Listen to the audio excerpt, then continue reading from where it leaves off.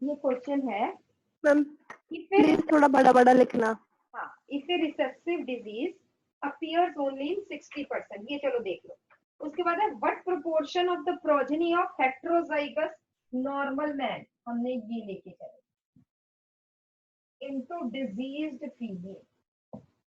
Recessive उसने कहा है, इसलिए होमोजाइगस रिसेसिव जो है वो डिजीज्ड है। इसके 2 गैमीट्स बने और इसका सिर्फ एक ही बना। ये था मेल, ये है फीमेल। ये नॉर्मल होगा और ये डिजीज्ड होगा। तो इसमें 50% जो है वो डिजीज्ड होंगे, या फिर हम कहेंगे दैट इज हाफ। उसने कहा 60% of the population is disease, तो हमने बस उसका ही देखा कि 60/100 इंटू 1/2। 50% जो है यहाँ पे आ रहे हैं, 60% पॉपुलेशन है, तो कितने पॉपुलेशन जो है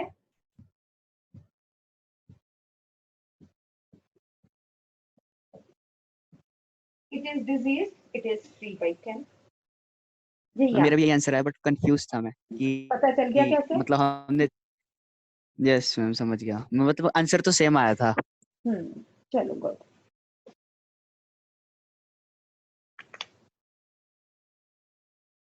ठीक है जी, कर लिया सबने नोट?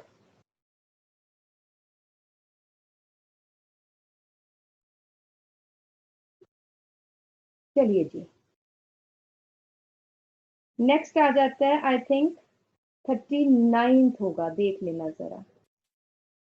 अल्जाइमर्स डिजीज इन, नहीं हाँ 39th कि 38th भी है? 38 भी, 38 है। In a monohybrid cross, in a monohybrid cross, 2 heterozygous F1 individuals were crossed. लो देख लो, मैं भी करके ही मुझे देखना पड़ता है सारा। 2 heterozygous individuals are crossed।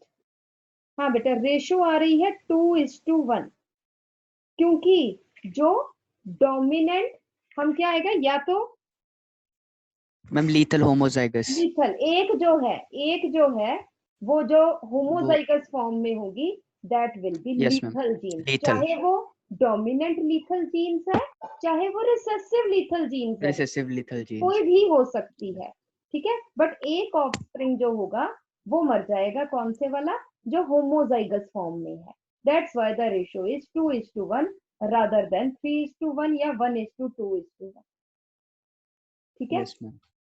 But यहाँ पे फिनोटाइप मतलब उसको तो ध्यान से, अब मेरी एक और बात सुनो, यहाँ पे एक ऑप्शन आ जाए कि recessive lethal genes in homozygous, तो आप मेरे से पूछोगे कि मैम फिर अब इन दोनों में से क्या करें, डोमिनेंट लीथल की रिसेसिव लीथल? यहाँ पे फिनोटिपिक रेशो है बेटा। फिनोटिपिक मींस लेट अस से हम बात करें 2 टॉल इज टू 1 ड्वार्फ, अगर वो होमोजाइगस डोमिनेंट वाला होता तो 3 टॉल इज टू 1 ड्वार्फ होता, तो इसका मतलब डोमिनेंट लीथल जीन्स ही है इसका आंसर। हाँ जी, अब बोल प्रभु। मतलब जो स्मॉल है उसको मतलब इंक्लूड ही नहीं करना। स्मॉल ए तो 1 वाला है ही है, 2:1 है ना। स्मॉल ए वो है, जो जो कैपिटल ए था वो मर गया, कैपिटल ए स्मॉल ए वाले 2 जिंदा है, और स्मॉल ए वाला भी जिंदा है। मैम कैपिटल वाला कैसे? अच्छा डोमिनेंट, ठीक है ओके मैम। हाँ जी, क्योंकि फिनोटिपिक रेशो है ना, जीनोटिपिक नहीं है। ठीक है जी, नेक्स्ट Yes. क्वेश्चन भी आ जाता है। Alzheimer disease in humans is associated with the phenotypic ratio कैसे 2:1? कंफ्यूज हो गई है बेटा तू, देख क्या रेशो आती है, फिनोटाइप क्या आती है। अगर कोई सी भी जीन हो, लॉ ऑफ डोमिनेंस के हिसाब से देखें, अगर तो हमारी pre dominant is to 1 recessive,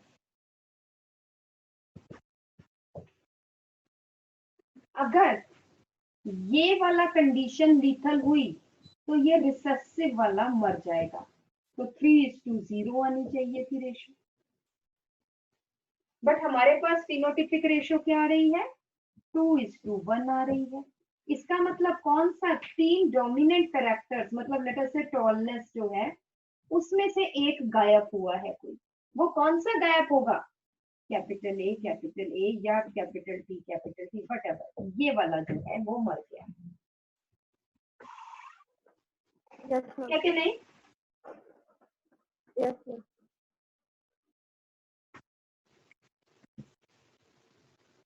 ठीक है, देखो जरा बेटा, मैं आई थी।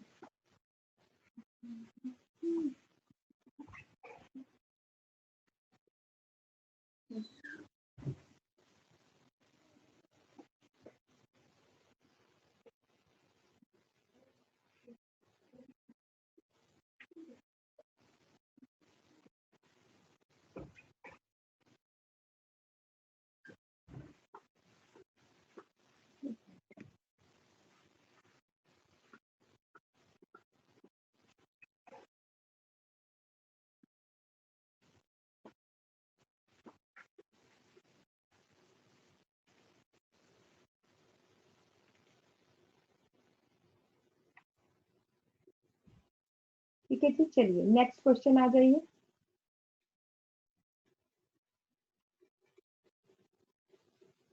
हाँ, 39 हो गया, देन 41, मैम 39 हुआ नहीं। 39 नहीं है, हाँ जी, अल्जाइमर डिजीज।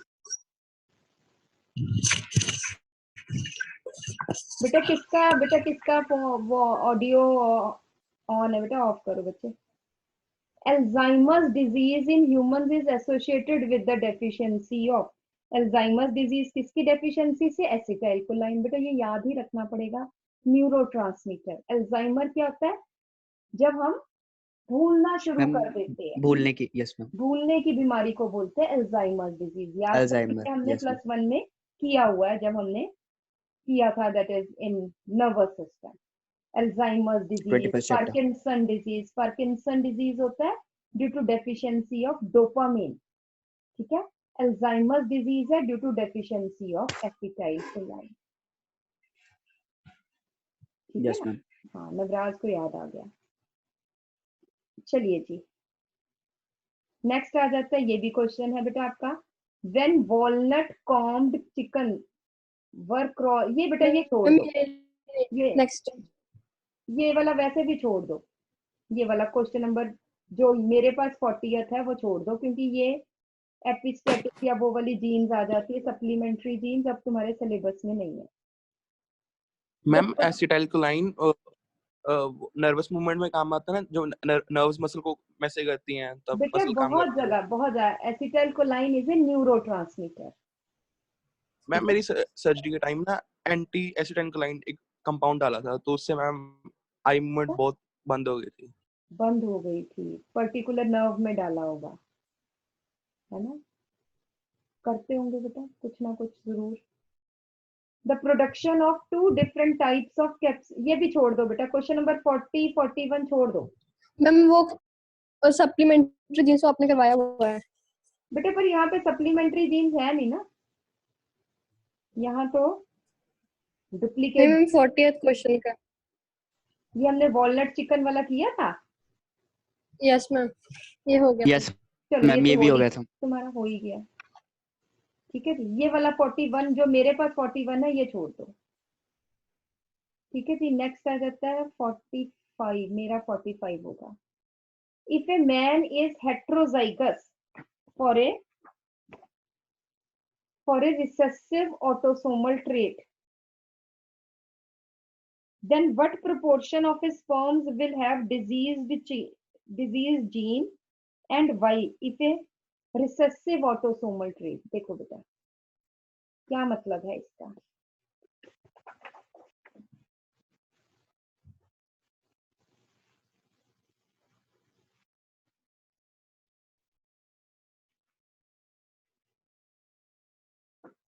इसका मतलब जो ट्रेट या डिजीज है वो रिसेसिव ऑटोसोम वाला है, ऑटोसोमल है, सेक्स क्रोमोसोमल नहीं है।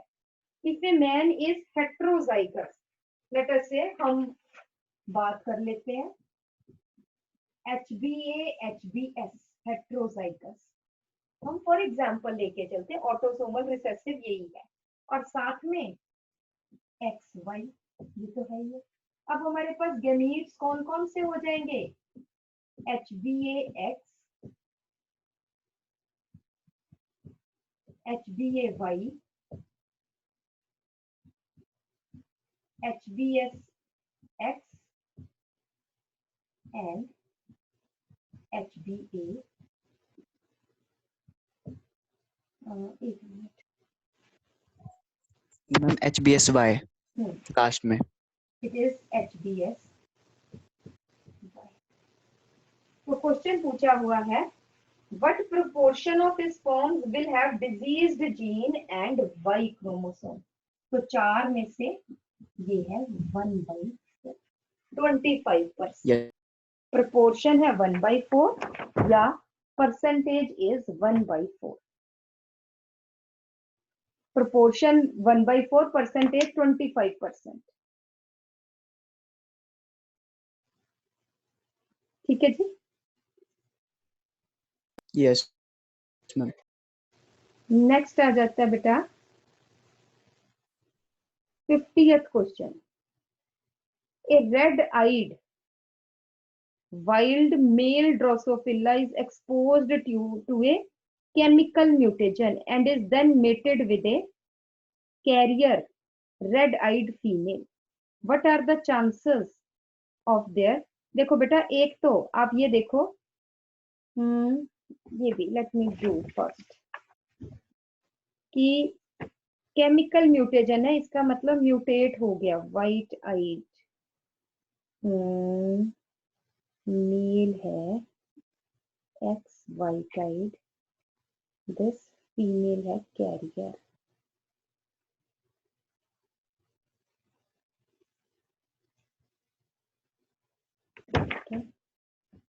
Okay. Here.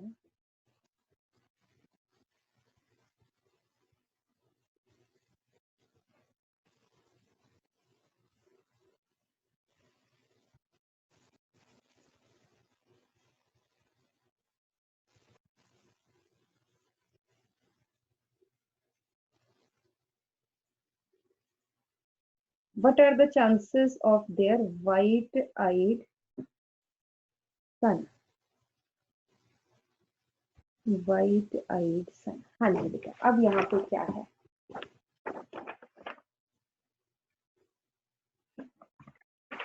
पहले तो हम आपको ये पता होना चाहिए कि आई कलर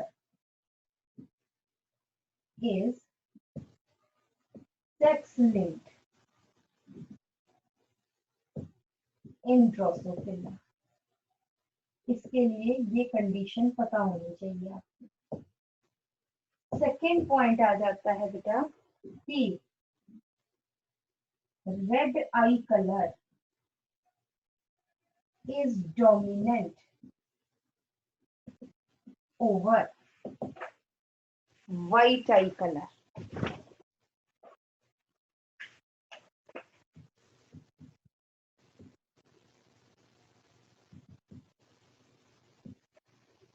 मेल ड्रोसोफिला जो रेड आइड था बेटा, वो क्या कर दिया, उसको केमिकल म्यूटेशन से एक्सपोज किया, तो वो म्यूटेटेड हो गया। म्यूटेटेड का मतलब, इसका मतलब कहने का मतलब यही है, ये हो गया।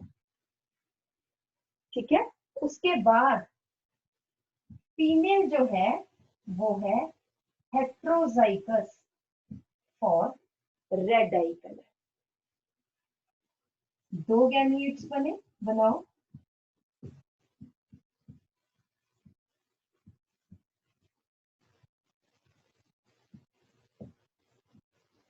अगर हम, उसने पूछा सन्स पूछे है, डॉटर्स तो पूछी है, एक सन ये बनेगा और एक सन ये बनेगा। ये जो है रेड आइड है only vital है।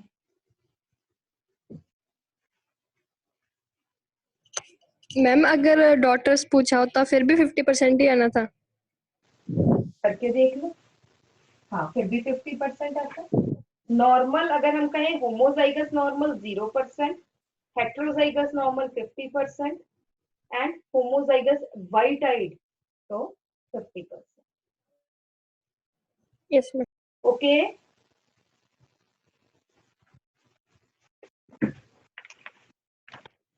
हाँ जी, नेक्स्ट क्वेश्चन, इससे अगला। Yes ma'am. How many cells out of 2000 must undergo crossing over between two linked genes so that 70% मतलब 70% of Answer must be 700, I guess. देखते हैं 70% gametes of an organism possess parental combinations, मतलब linked genes होनी चाहिए। ठीक है, 2000 से कितने गैमीट्स बनेंगे बेटा? 8000। 8000 बनेंगे। ठीक है, इसका 70% करो बच्चे पहले।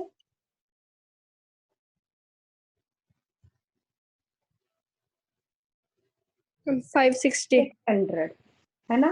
8000 में से 5600 निकालो, 5600 7440। 7440 कैसे? 8000 में से 5600 निकालोगे तो 2400। ठीक है, नहीं मैम, बेटा 8000 में से 5600 निकालो। 5600 ही बनेगा। It is 1400। यस 14 नहीं 2400। 2400। Yes, 8000 yes ma'am 2440। फिजिक्स तुम पढ़ते हो, नहीं। केमिस्ट्री में कैलकुलेशन करते हो, नहीं मैम माइनस तुम्हें कैसे नहीं आ रहा? 2400 ही शर्म है मैम, Yes, ma'am. 2400 ही है। पता नहीं क्या क्या बोली जा रहे हैं। 2400 जो है वो रिकॉम्बिनेंट है। तो अब मुझे बताओ कि कितने सेल्स में से 2400 divided by 4? It is approximately 600।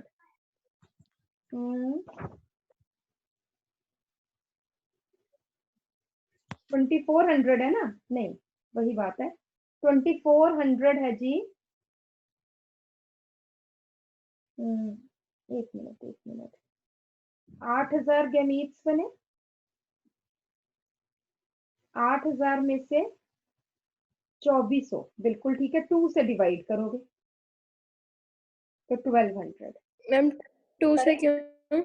2 से इसलिए डिवाइड करेंगे क्योंकि जब भी एक सेल में मेयोसिस होती है बेटा, तो 4 में से 2 पेरेंटल होते हैं और 2 रिकॉम्बिनेंट्स होते हैं कि नहीं?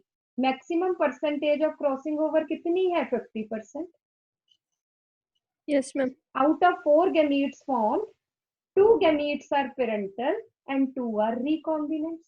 सभी को मुझे बताओ, सबको समझ में आया कि नहीं आया? हाँ जी, मैम बट मैं हमें तो गिवन ही है 70% पेरेंटल है। तो मैं उसी हिसाब से बता बेटा। नाव्या बेटा समझ आ रही है कि नहीं? यस चलो ये देख लो, ये क्या था।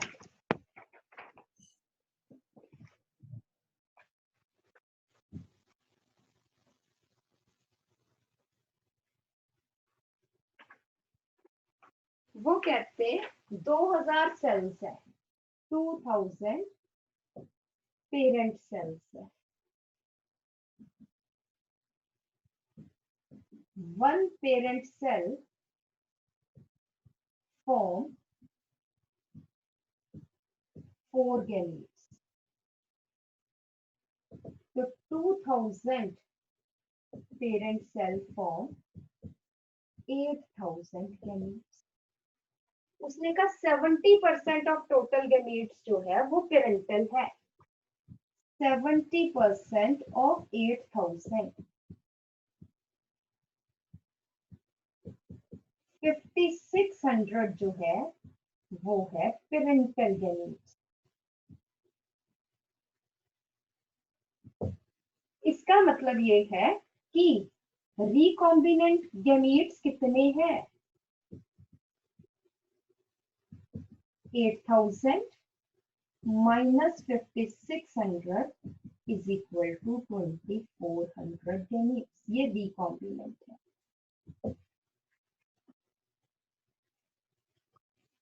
वन सेल मियोसिस अगर होते हैं तो उसमें 2 रिकॉम्बिनेंट्स होते हैं और 2 पेरेंटल होते हैं, क्योंकि ये देखो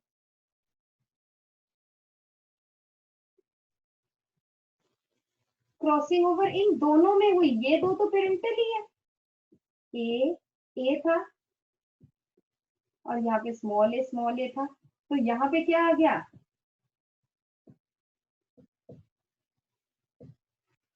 यहाँ पे क्या गैमीट क्या हो गया? ये वाला हुआ ए बी, यहाँ पे क्रॉसिंग ओवर हुई ए बी, यहाँ पे हुई ए बी, और ये वाला फिर पेरेंटल। तो दो ही तो पेरेंटल बने, दो ही तो रिकॉम्बिनेंट गैमीट्स बने, 2 तो पेरेंटल बने। एक सेल मियोसिस से 2 रिकॉम्बिनेंट्स बनाता है, ये पता होना चाहिए। तो इसका मतलब अगर हम यूनिटरी मेथड करें, 2 recombinants by 1 parent cell, तो 2400 recombinants 1 by 2 into 2400, तो ये आ गया 1200 पेरेंट सेल्स। किसी को नहीं समझ में आया? Yes, मैंने ma'am. हर स्टेप जो है आपको यहाँ पे लिख दिया है। अगेन किसी को नहीं समझ में आया तो मुझसे पूछो।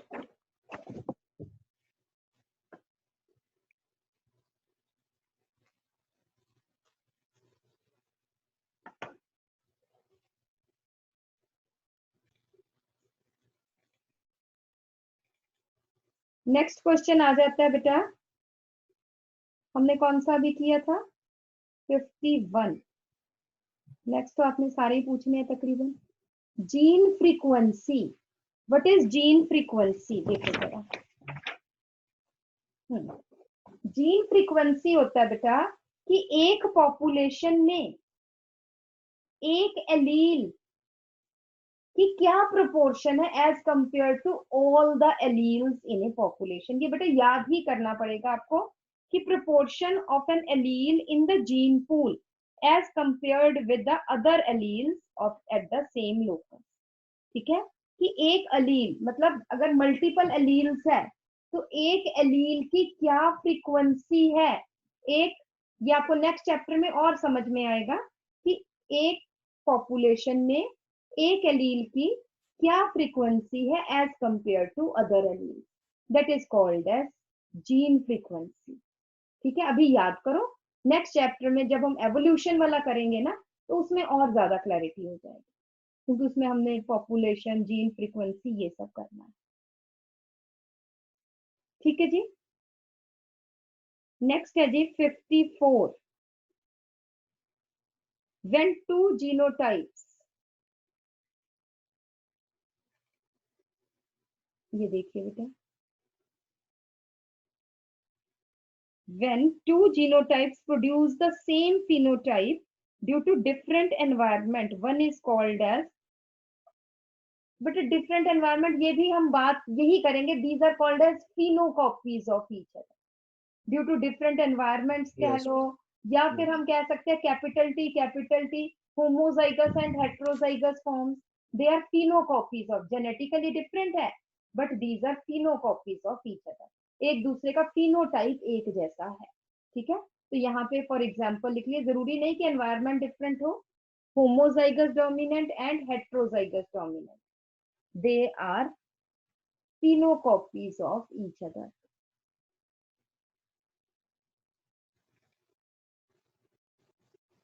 ठीक है जी।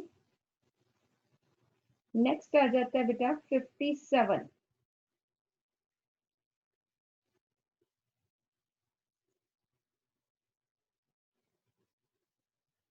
मैम इसकी सारी ऑप्शन से एक्सप्लेन कर देना। हाँ मैं अभी बता देती हूँ।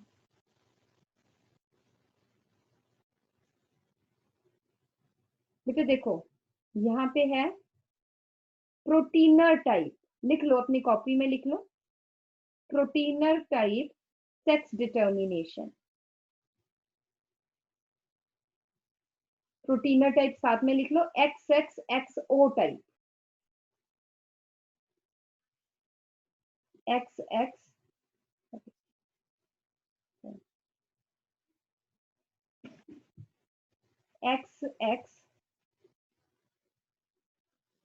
XXXO type determination.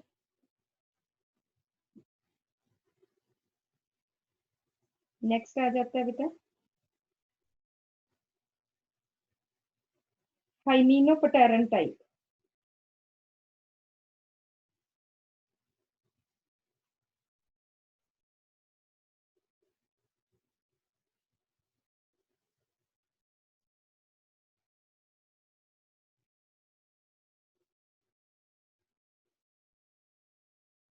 क्योंकि ये इंसेक्ट्स में है बेटा, तो Z Z Z कौन सा था, ZZZO, in which females are hymenopteran, लिख लो hymenopteran type of sex determination, females are मोनोसोमिक्स,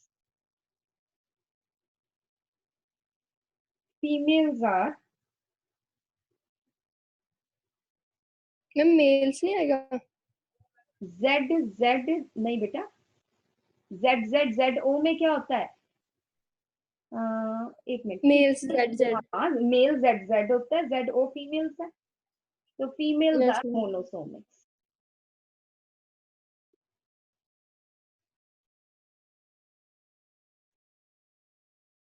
उसके बाद अगर हम देखें बी जो है Y chromosome mainly controls the sex in drosophila, ये गलत है बेटा, X/A रेशो मेनली है।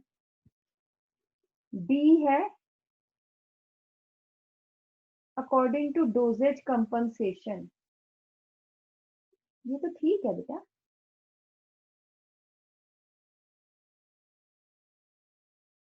According to dosage compensation theory, X/A ratio in Drosophila, if the X/A ratio 2/2, the individual will be female, and when it is, बेटा D भी ठीक है,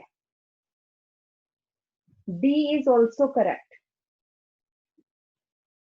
but ma'am dosage composition तो वो थी ना जिसमें एक एक्स बॉडी काम ही नहीं करती, मतलब हेटेरोक्रोमेटिन होती है।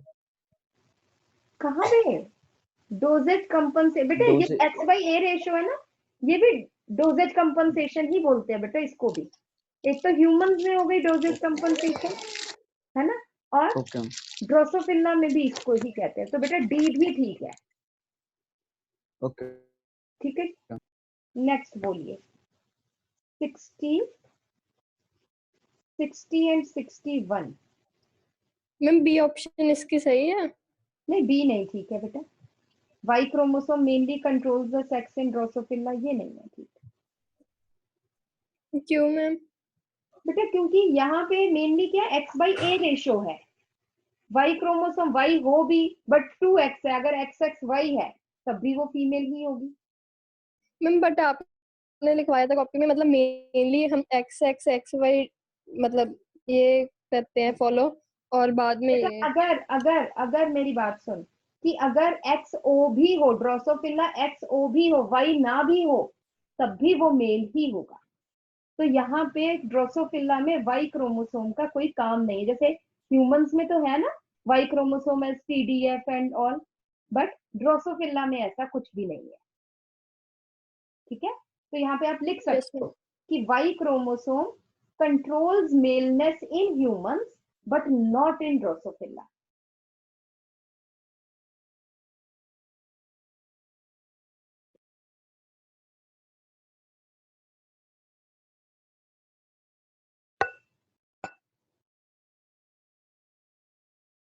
बेटा 61 क्वेश्चन अगर हम देखें in colour blindness, colour blindness कई बार क्या होता है बेटा कि एक तो कलर ब्लाइंडनेस हमने किया रेड ग्रीन कलर ब्लाइंडनेस, और एक में दोनों ही होती है, person can not distinguish, person can not see red and green colour, तो उसमें the colours appear grey, it is C. एक कलर ब्लाइंडनेस हमने किया था red green colour blindness, and in some people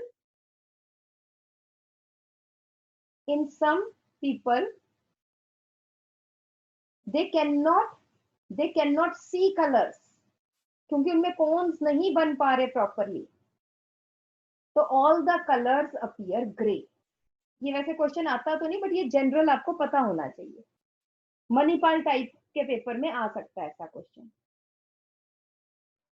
ma'am इसके ऊपर वाला भी, इसके ऊपर वाला भी, in a certain taxon of insect some have 17 and the others have 18, the 17 and 18 chromosomes bearing organisms are, बेटा देखो बोथ बी नहीं हो एंड सी जाएगा होगा, आंसर मैम, क्या आंसर दिया हुआ सी है? दिया हुआ है, 60th सी।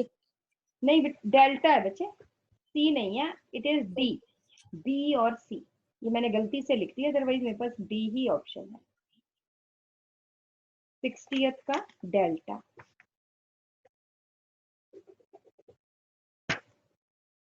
हाँ जी, नेक्स्ट बोलिए जी। मैम आपका 67, 66 भी है और 67 भी है। When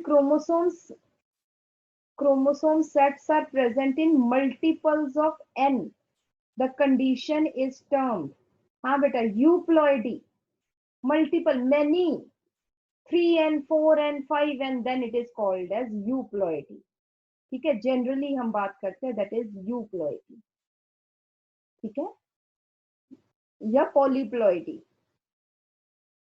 नेक्स्ट है, if chromosome number is 10 in gametes the monosomic number shall be, बेटे यहाँ पे मोनोसोमिक हमेशा n-1 नहीं होता, इट इज 2n-1, ठीक है, तो डिप्लॉयड क्रोमोसोम नंबर क्या, 2n 20 और मोनोसोमिक -1, सो इट इज 19। 67 का मेरे पास 67 है, आप देख लीजिए, इट इज आंसर इज 19, ठीक है। गैमीट मोनोसोमिक नहीं है, ऑर्गेनिज्म मोनोसोमिक्स है, ठीक है, और हम मोस्ट ऑफ द ऑर्गेनिजम्स को डिप्लॉयड, अगर कुछ नहीं दिया तो हम उनको डिप्लॉयड लेकर चलते हैं,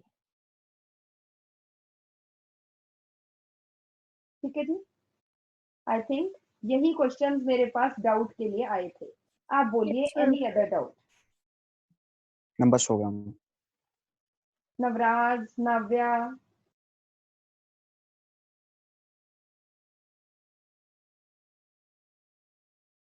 हाँ जी, अक्षय,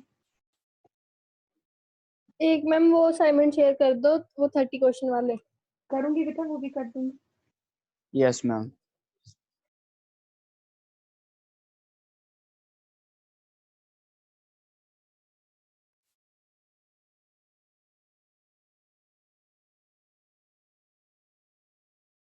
एवरीथिंग क्लियर? चले जी आगे।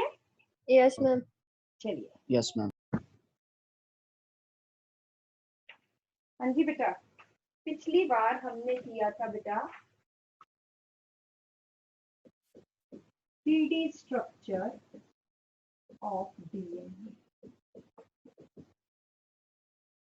deoxyribonucleic acid, it is a polynucleotide, point लिख लो, it is, DNA is largest molecule in the cell, it is the largest macromolecule in the cell, and it is acidic in nature,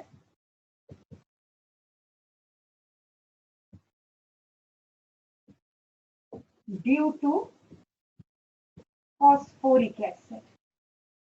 ये acidic compound है क्योंकि इसमें phosphoric acid attach है। तो अब अगर हम बात करें न्यूक्लियोटाइड की।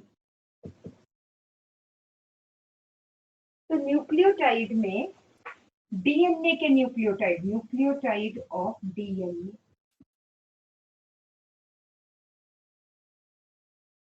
तो हमारे पास क्या क्या है?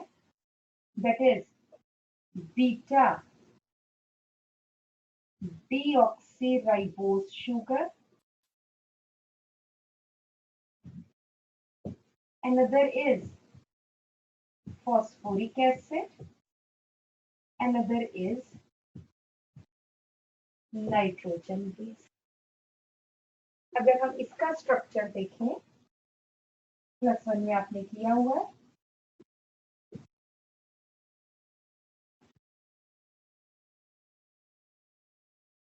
बीटा में क्या होता है बेटा? प्रथम बोल जरा, फर्स्ट पोजीशन पे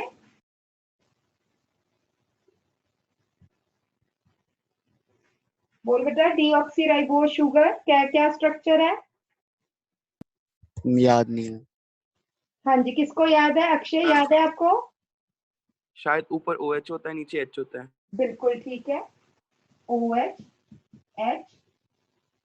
यहाँ पे सेकंड पे डीऑक्सीराइबोस है। मैम ऊपर H नीचे OH। नहीं बेटा, डीऑक्सीराइबोस राइबोस में होता है। अच्छा मैम, डीऑक्सीराइबोस में सेकंड पोजीशन पे दोनों जगह HH है, HOH। यहाँ पे बताओ फोर्थ पे नीचे। मैम नीचे H, ऊपर CH2OH। Very good, very good. Ma'am DNA में वहां पे सेकंड नंबर पे नीचे आएगा ना OH। हाँ, नहीं, सेकंड नंबर राइबोस में, आरएनए में OH आएगा सेकंड पोजीशन पे। हाँ ठीक है हाँ, yes। डीएनए में तो ये HH ही आना। This is deoxyribose, beta deoxyribose sugar. याद होना चाहिए बेटा, ये बेसिक है, ठीक है। और अगर फॉस्फोरिक एसिड की बात हम करें तो इस तरह से हम लिखेंगे P डबल बॉन्ड, या हम POH double bond O।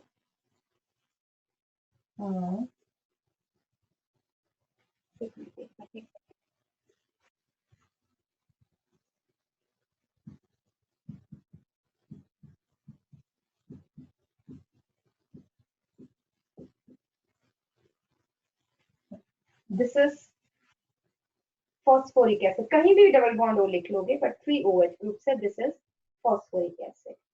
Purine nitrogen bases जो है वो दो टाइप के हैं, प्यूरिन्स एंड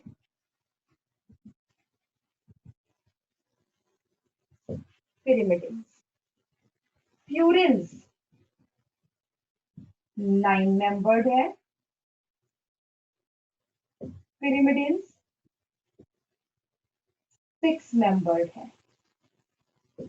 ये डबल रिंग है, यहाँ पे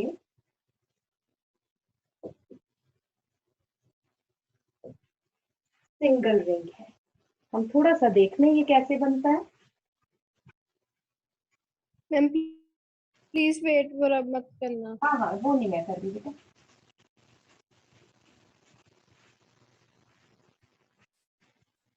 अगर प्यूरिन्स हम देखें तो it is CNCNCC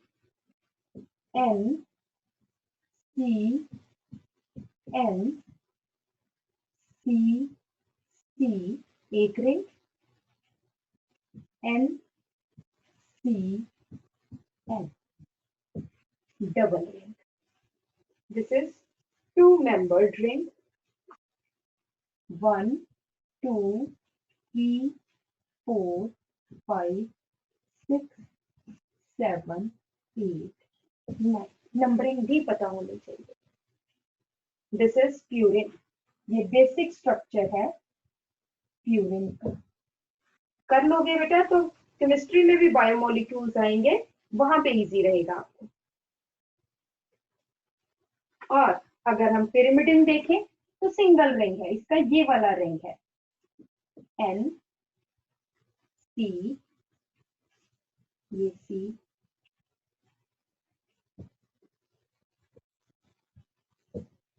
this is pyramid.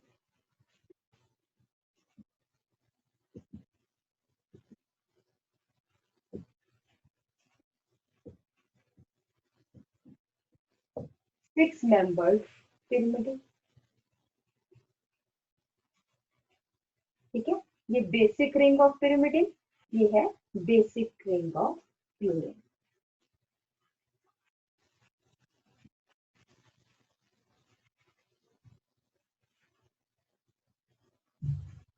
यहाँ पे एडेनिन का जो है वो हमें प्यूरिन्स जो है वो दो टाइप के हैं.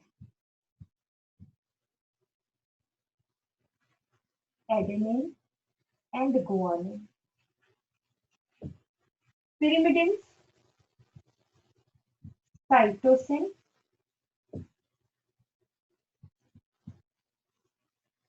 thymine in DNA only, uracil in RNA only. और थायमिन का क्या है? थायमिन का अगर हम केमिकली देखें तो 5 मिथाइल यूरेसिल. यूरेसिल के अगर 5th पोजीशन पे मिथाइल ग्रुप अटैच हो जाए तो then it is called as thiamine.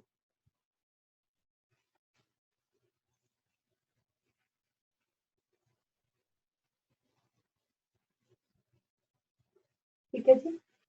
अब हम एडेनिन का अगर स्ट्रक्चर देखें तो अगर एडेनिन का ही हमें बताओ, बाकी किसी का भी ना, तो एडेनिन इस यहाँ पे है NH2, उसके बाद N, फिर CH,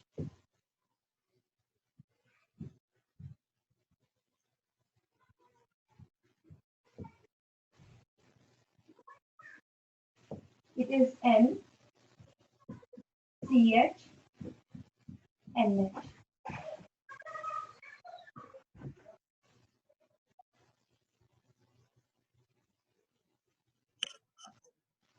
देखो मैम जरा मतलब डीएनए में, हाँ बोलो. डीएनए में मतलब मैम यूरेसिल के ऊपर जब मिथाइल ग्रुप लग जाता है फिर तो वो थायमिन थायमिन लग लेते हैं. जाता है. इतना की फर्क है. अब यहाँ पे डबल बॉन्ड्स लगाओ, कहाँ कहाँ पे है?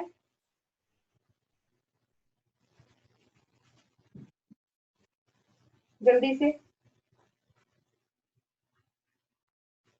कार्बन की 4 वैलेंसी है, 1 2 3 यहाँ पे, क्योंकि नाइट्रोजन की 1 2 3, यहाँ पे नाइट्रोजन की जो है इधर लग जाएगा, एक इधर डबल बॉन्ड लग जाएगा और एक इधर डबल बॉन्ड लग जाएगा.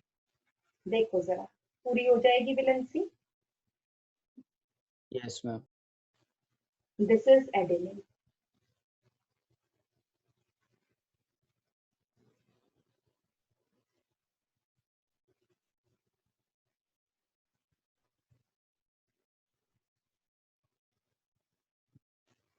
और अगर गुआनिन देखा जाए तो यहाँ पे देखो C double bond O, NH, NH3,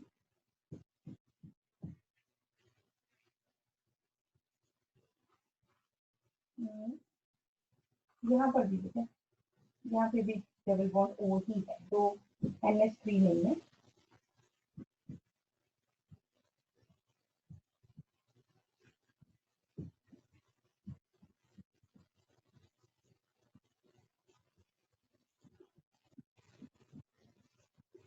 इस वाले रिंग में कोई चेंज नहीं है, सिर्फ यहाँ पे चेंज है.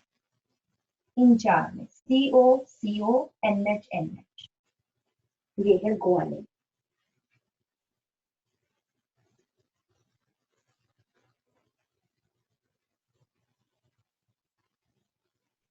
ठीक है. बाकी मेरा मतलब तुमने स्ट्रक्चर जो याद करना है ना, वो एडेनिन का करना है सिर्फ, बाकी ज्यादा नहीं याद करने की जरूरत है। ये पता होना चाहिए थायमिन इज 5 मिथाइलेटेड यूरेसिल। बस मैंने बना दिया, this is adenine and this is guanine। Is it okay? Yes ma'am. Ma'am बना लिया सबने?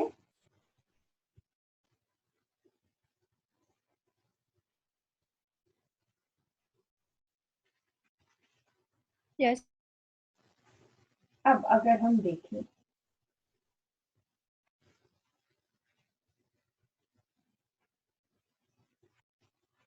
ध्यान से देखो, ये है आपका शुगर, पेंटोज शुगर,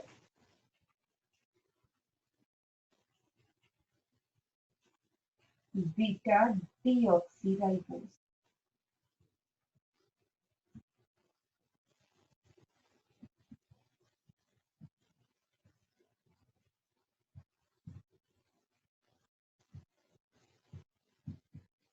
ये फिफ्थ है, ये फर्स्ट। तो यहाँ पे लिखो phosphoric acid is attached, phosphoric acid is attached at fifth carbon of the sugar, at fifth carbon of the sugar by phosphoester bond, या सिंपल एस्टर बॉन्ड भी हम कह सकते हैं, फॉस्फोएस्टर बॉन्ड। कैसे? यहाँ पे आया P, double bond O, OH, OH, OH, water remove हो गया।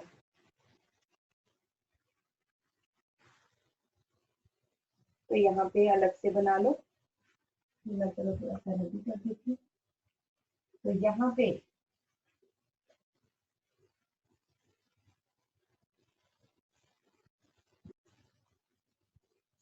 CH2O,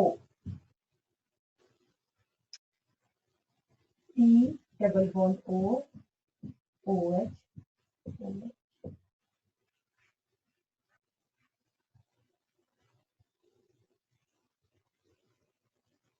नेक्स्ट पॉइंट देखिए, nitrogenous bases, nitrogenous bases are attached at C1, this is C1 means first carbon, at C1 of the sugar, C1 of the sugar by glycosidic bond, by glycosidic bond।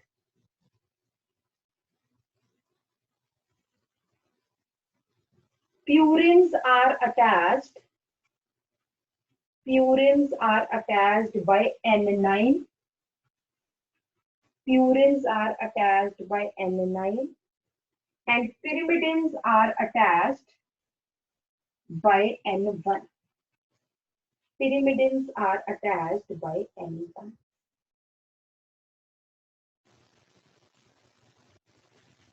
Ma'am purines are attached Purines are attached by their N9।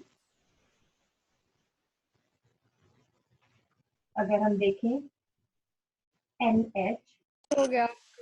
CH,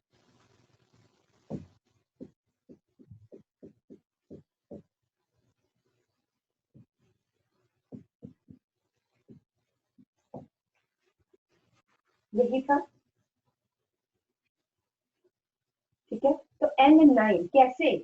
यहाँ पे OH है, एक बार देख लो थोड़ा सा, यहाँ पे OH है, इसका H और ये OH, ये निकल गया वाटर की फॉर्म में, तो यहाँ पे सीधा क्या आ गया?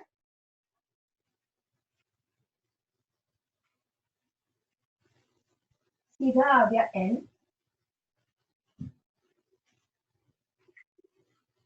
फिर यहाँ पे CH N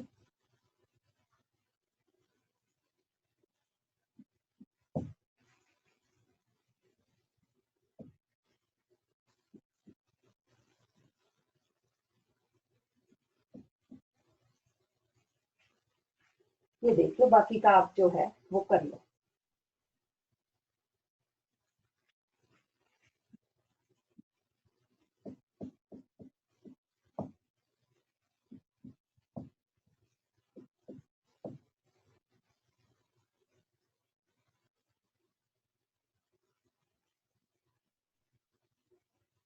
मैंने कुछ गड़बड़ करी है?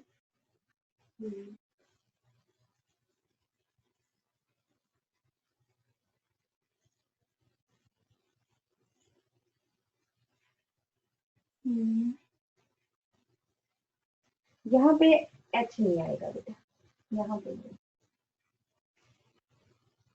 अभी यहाँ,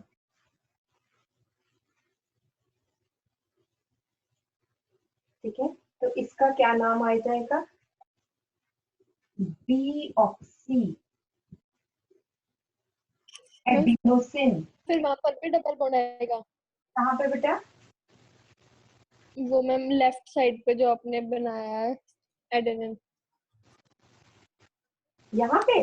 हाँ, यहाँ पे डबल बॉन्ड। Yes ma'am. हाँ हाँ, तो आएगा डीऑक्सी एडिनोसिन 1-फॉस्फेट, मोनोफॉस्फेट। 1-फॉस्फेट की जगह आप लिख लो एडिनोसिन मोनोफॉस्फेट,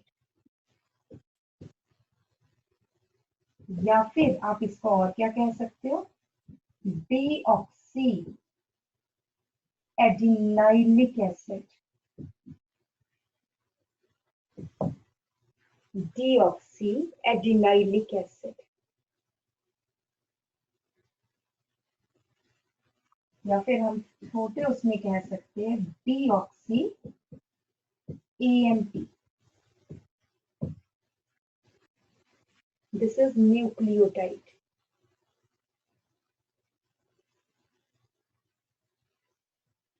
ठीक है जी, यहाँ पे आप पूरा लिख सकते हो HH HOH, यहाँ पे H है, यहाँ पे।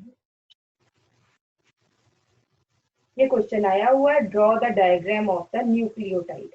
केमिस्ट्री में भी आ जाता है बेटा, बायो में भी आ जाता है। अगर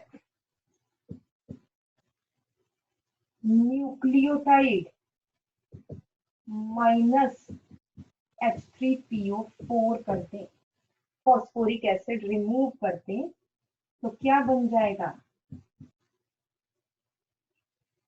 nucleoside, such as deoxy adenosine is a nucleoside. अगर फॉस्फेट ना हो तो it is a nucleoside.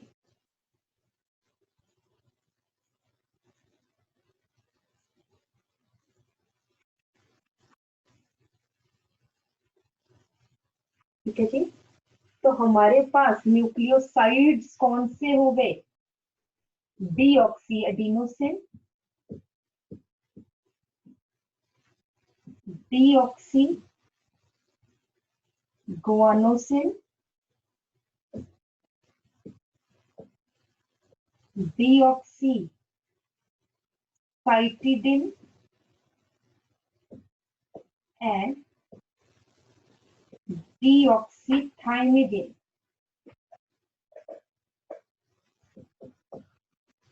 These are nucleosides. और न्यूक्लियोटाइड्स कौन से हो गए? ये सब मैं +1 वाला रिवाइज करा रही हूँ आपको। That is deoxy adenylic acid, deoxy, कई बार सिर्फ ऐसे ही लिखा होता है, guanylylic acid, deoxy cyclidylic acid and deoxythymidyllic acid.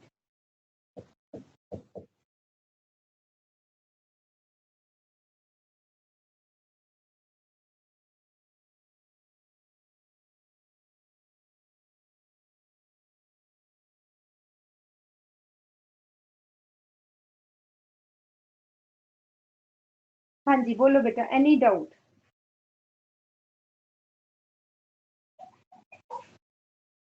No ma'am.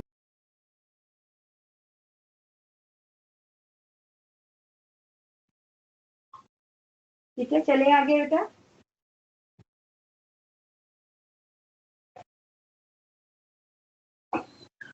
अब आ जाता है बेटा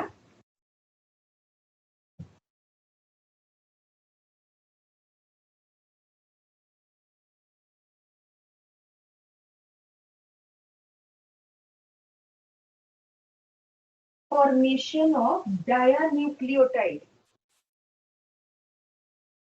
दो न्यूक्लियोटाइड्स कैसे जुड़ते हैं ये देखना। नेक्स्ट आ जाता है डायान्यूक्लियोटाइड। एक न्यूक्लियोटाइड अगर हम कहें,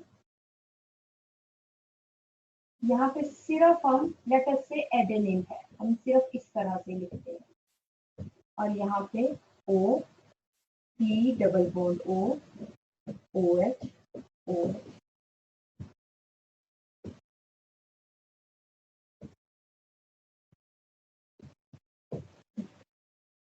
इसके जो एडजेसेंट है वो ये है,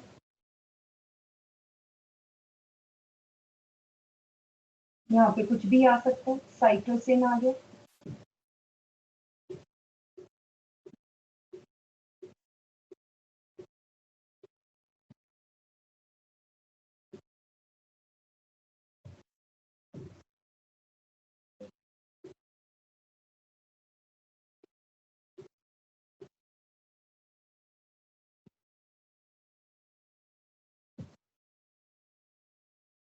नंबरिंग करो 1 2 3 4, और फिर जो है यहाँ पे मैंने गड़बड़ कर लिया, CH2, आई एम सॉरी। देखो वहां पर भी CH2 लिखा है कि नहीं, जहाँ पे हमने न्यूक्लियोटाइड बनाया था, देखो जरा, और यहाँ पर लिखा है यस मैम। CH2O बॉन्ड बना लेना, ठीक है, एंड दिस इज फिफ्थ। इसी तरह 1 2 3 4, और ये बाहर जो है ये फिफ्थ। अब जो बॉन्ड बनेगा एडजेसेंट न्यूक्लियोटाइड्स में, तो थर्ड एंड फिफ्थ के बीच में बनेगा by loss of 1 water molecule. तो अगर हम देखें,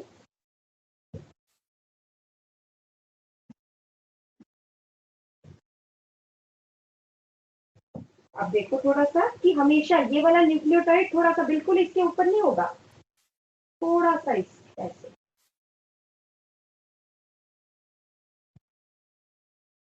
ताकि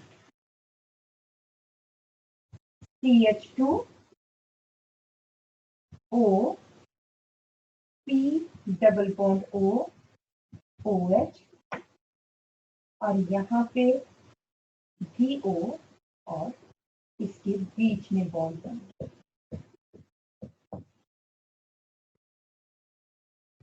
ठीक है, क्लियर है थोड़ा सा?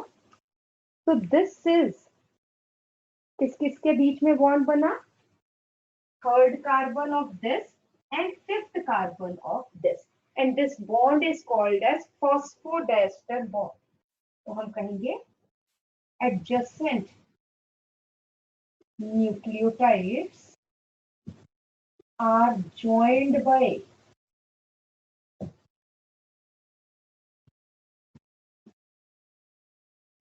phosphodiester bond between P prime carbon of one nucleotide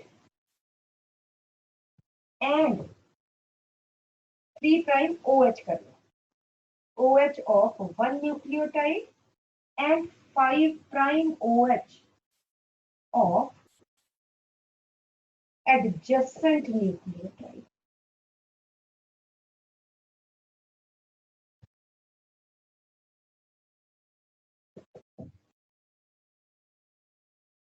Of adjacent nucleotide.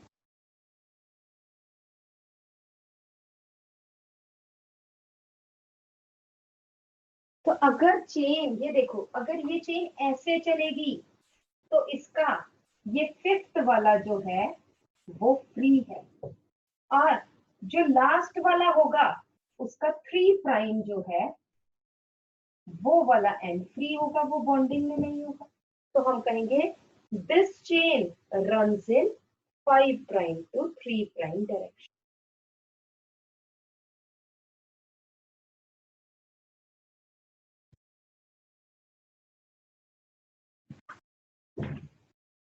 और जो बेटा इसके दूसरा स्ट्रैंड होगा वो कैसे, वो हमेशा इसके ऑपोजिट होगा।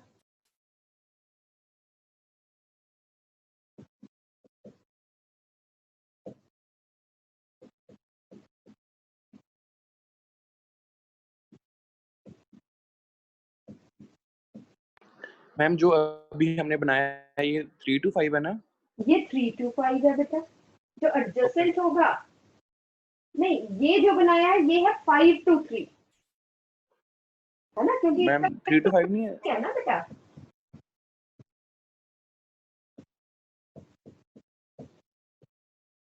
इसका 5 प्राइम फ्री है और जो लास्ट वाला होगा उसका 3 प्राइम फ्री होगा। यहाँ पे अगर हम देखें तो ये 5th है और ये किसके साथ बॉन्डिंग होगी, ये 3rd के साथ होगी।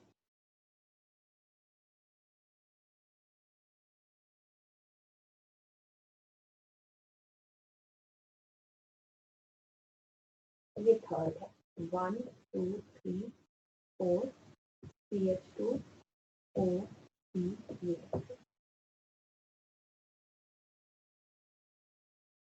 Is it right? ठीक है, यस यहाँ का ये 3rd वाला फ्री होगा और इसका ये 5th वाला फ्री होगा, तो 3 prime to 5 prime direction. The second strand, तो ये एंटी पैरेलल है, one is 5 prime to 3 prime, adjacent is 3 prime to 5 prime।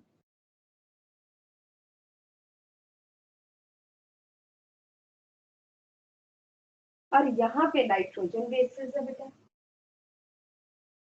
यहाँ पे अगर एडेनिन है तो यहाँ पे थाइमिन होगा, अगर यहाँ पे गुआनिन है तो हमेशा यहाँ पे साइटोसिन होगा। Adenine and thymine are joined by 2 hydrogen bonds, whereas guanine and cytosine are joined by 3 hydrogen bonds.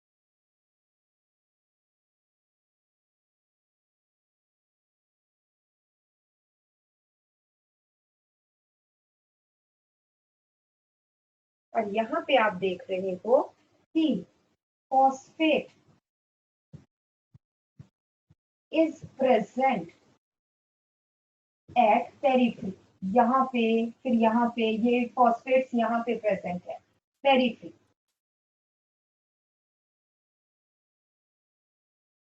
while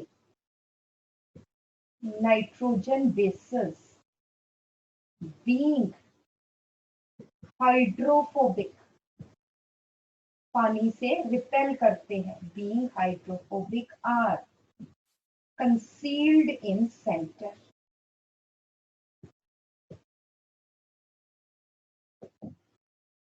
phosphoric acid अगर इधर से ये आपस में बॉन्ड बना रहे तो इसका एक OH फ्री है, ये वाटर के साथ बॉन्ड बना लेगा, जबकि नाइट्रोजन बेसिस सारे एक्सपो अपने जो है एक दूसरे के साथ बॉन्डिंग बना रहे हैं ताकि इन्हें वाटर से रिएक्ट ना करना पड़े। ठीक है, तो phosphoric acid is present at the corners या आउटसाइड, आउटर साइड या पेरिफेरी पे, जबकि nitrogen bases being hydrophobic are concealed in the centre.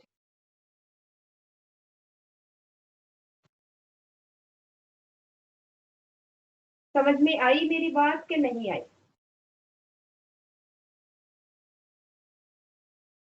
Yes ma'am.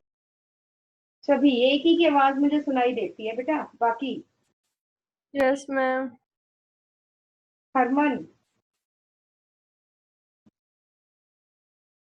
Navraj का भी मुझे पता चल जाता है। मैम क्या वो हाइड्रोजन बॉन्ड है मैम, वो GC और A और ये हाइड्रोजन बॉन्ड, A और C है। हाँ, the two strands of the DNA are joined by, लिख लो ये भी, the two strands of the DNA are joined with each other by hydrogen bonds, by hydrogen bonds between nitrogen bases, between nitrogen bases. Full stop करके, there are two hydrogen bonds, there are two hydrogen bonds between adenine and thymine and three hydrogen bonds between guanine and cytosine.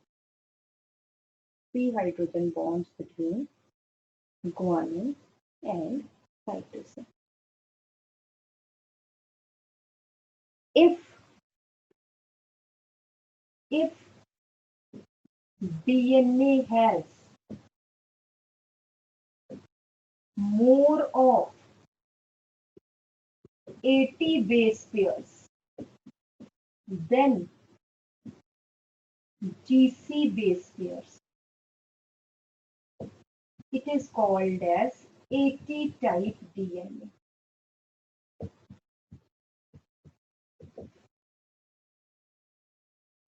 And if GC base pairs is more than 80 base pairs, तो हम कहते हैं GC type DNA.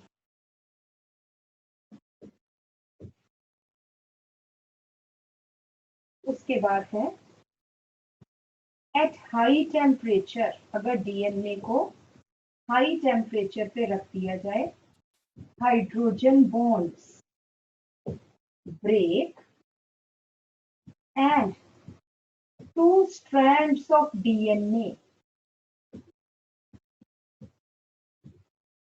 get separated from each other.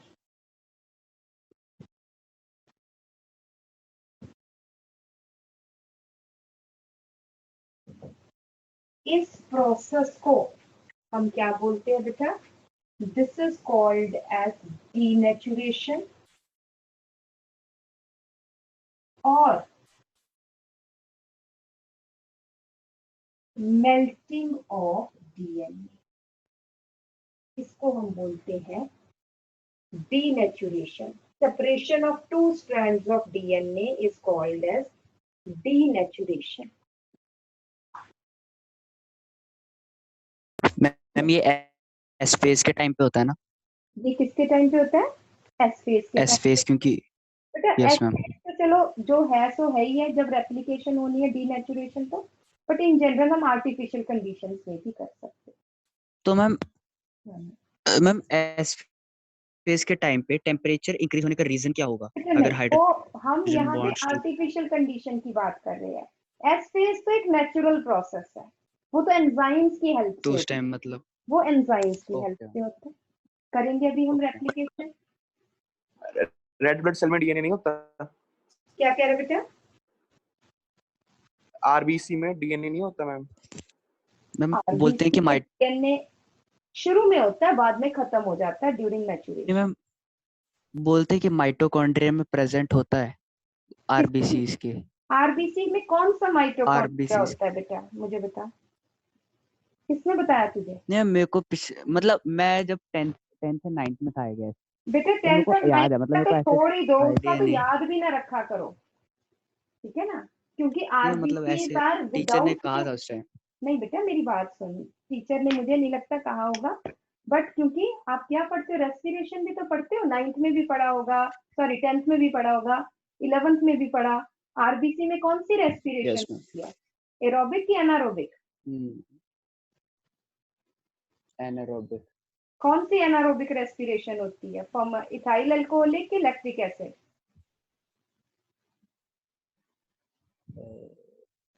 +1 गड़बड़ है प्रथम तेरी, physics में ज्यादा जोर लगा दिया तूने, बायो नहीं पढ़ी।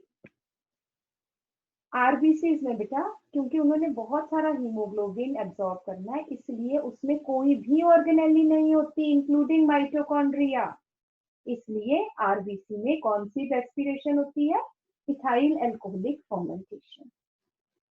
ठीक है प्रथम? मैं 11th में आपने पढ़ाया था जब मैंने पूछा तो बंदा ड्रंक नहीं आया था। यस मैम, इसने पूछा था वो। क्या कह रहा है? जब आपने कहा, जब इसने पूछा था आरबीसी में हमारे अल्कोहल बनती है, तब आपने कहा हाँ 11th में। कुछ ऐसा कुछ हुआ तो था कि हमारे आरबीसी में अल्कोहल, जैसे क्या कहा था इसने? नवराज ने कहा था मैम ये। हाँ देखो मैडम, अल्कोहल क्यों खराब है, हमारे आरबीसी में ही बनती है। तो फिर हम सारे शराबी हो ma'am.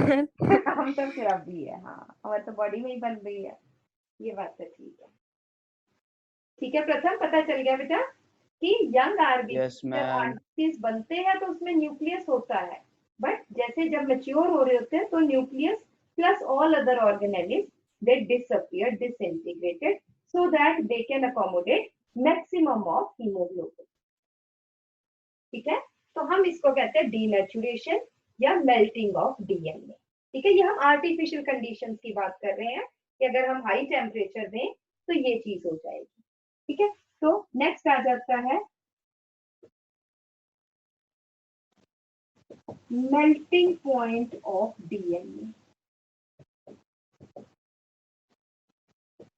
The temperature, TM value भी कहते हैं, टीएम वैल्यू, टीएम वैल्यू या melting point of DNA.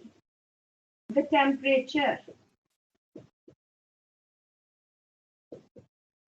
at which DNA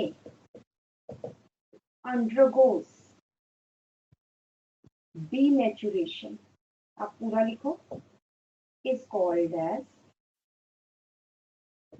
melting temperature।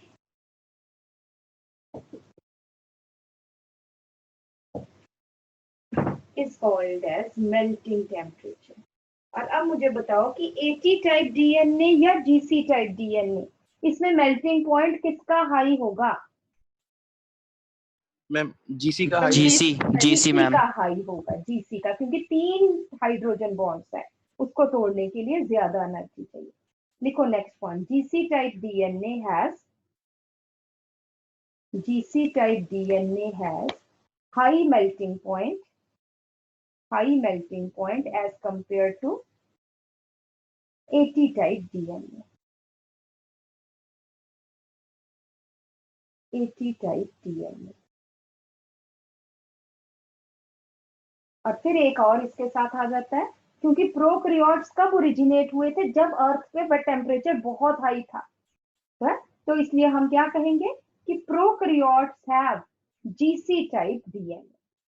Comparison तो नहीं हम ज्यादा कर सकते, बट हम फिलहाल ये कहते हैं कि प्रोकैरियोट्स में जीसी टाइप ज्यादा स्टेबल डीएनए है।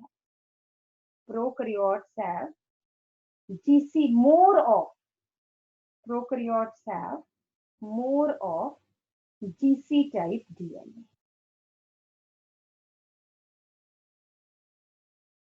ठीक है जी बेटा,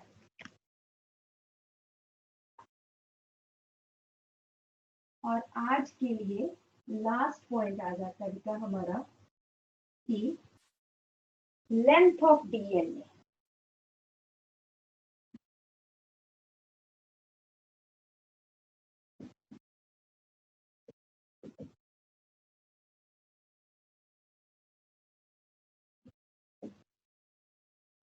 It is estimated by number of base pairs in the DNA.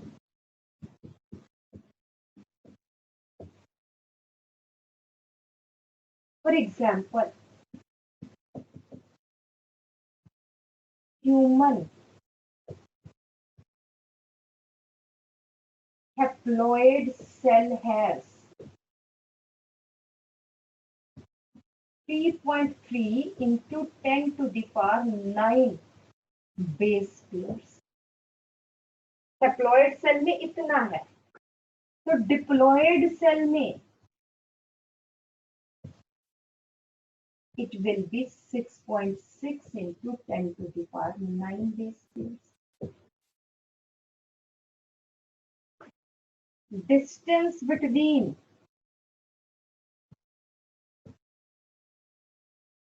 adjacent base pairs is 3.4 angstrom या 0.34 नैनोमीटर, हम ये बात कर लेते हैं, और is equal to 3.4 into 10 to the power minus, I think minus 10 metre.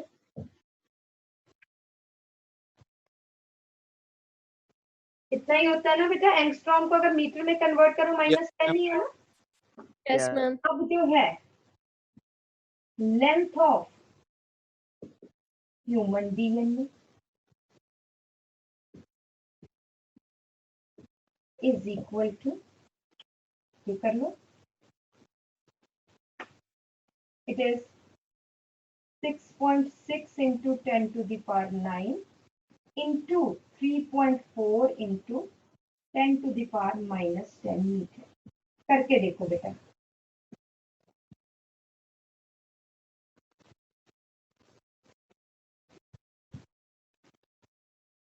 quickly do it।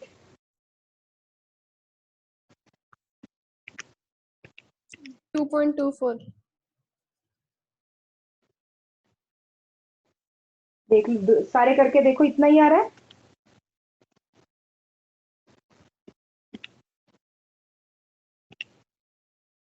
Yes, ma'am.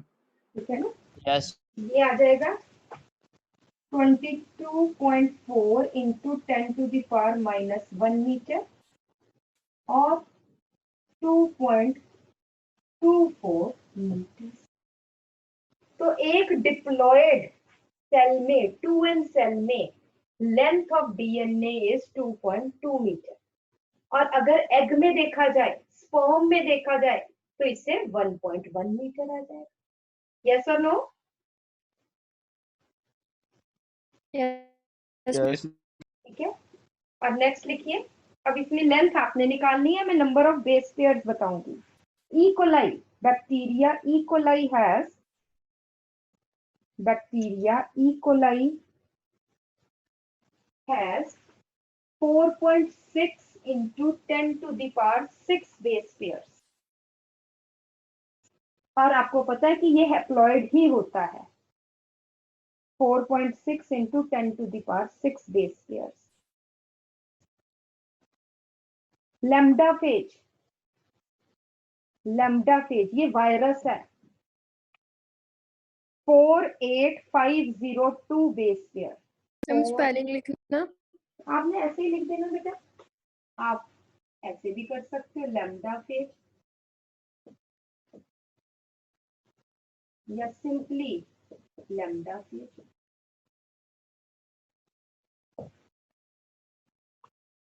48502 base pairs.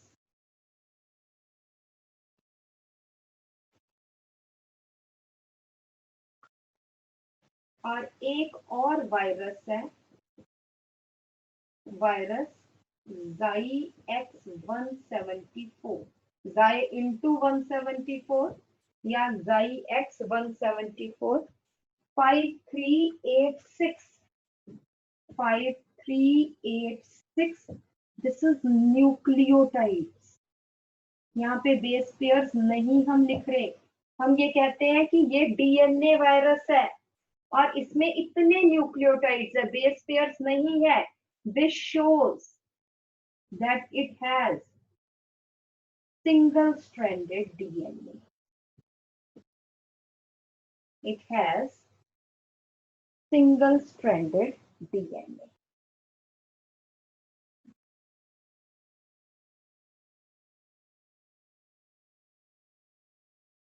ठीक है, पता चला सिंगल स्ट्रैंडेड कैसे है बेटा? क्योंकि इसमें बेस पेयर्स नहीं है बेटा. पेयरिंग होती ये है base pair, one base pair ये है, वन बेस पेयर ये है, ठीक है. बट यहाँ पे सिंपल न्यूक्लियोटाइड्स है, डीएनए है जितने न्यूक्लियोटाइड्स, तो ये सिंगल स्ट्रैंडेड डीएनए है. अब इनकी लेंथ आपने निकालनी है. You have to calculate its length.